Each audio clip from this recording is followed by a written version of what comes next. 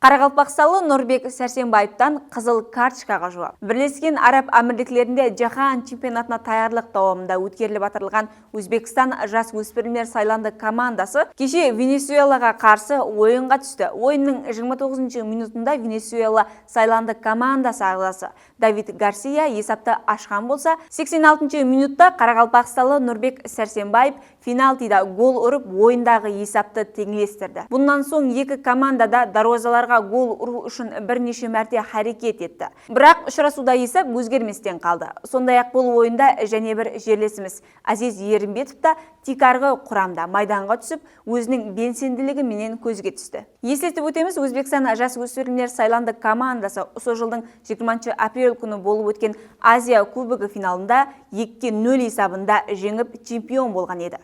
Өзбекстандылар бірінші бөлімнің өзінде-ақ 2 қызыл карточка алып, 9 ойыншы менен ойынды жұмақлаған болса, бір қызыл карточка Нұрбек Сәрсенбаевқа тиесілі болған.